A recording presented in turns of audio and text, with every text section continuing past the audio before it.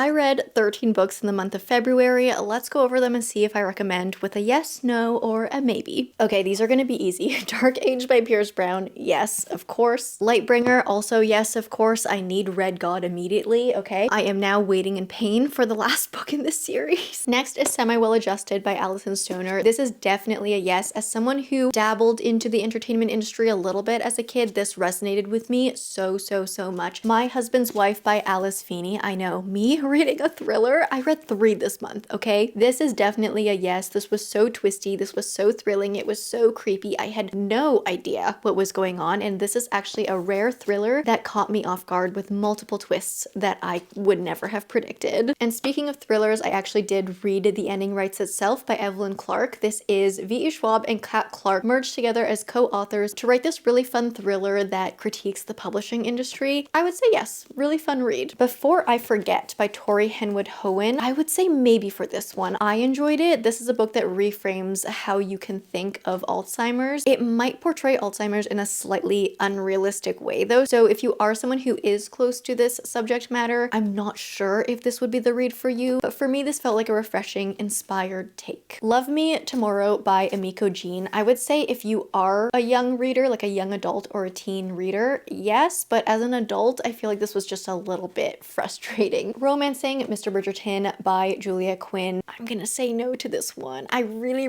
love Penelope.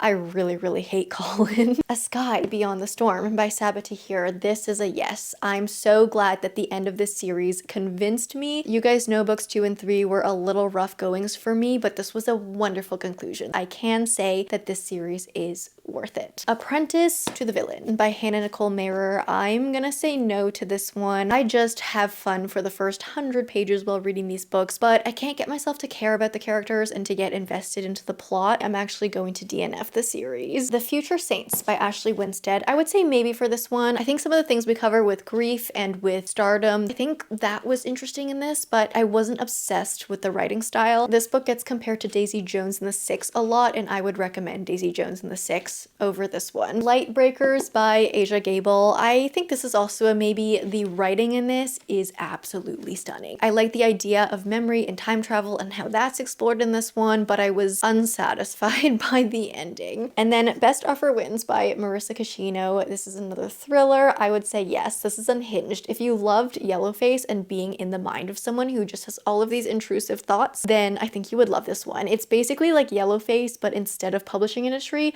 we get real estate. So that's everything I read in February. What did you read?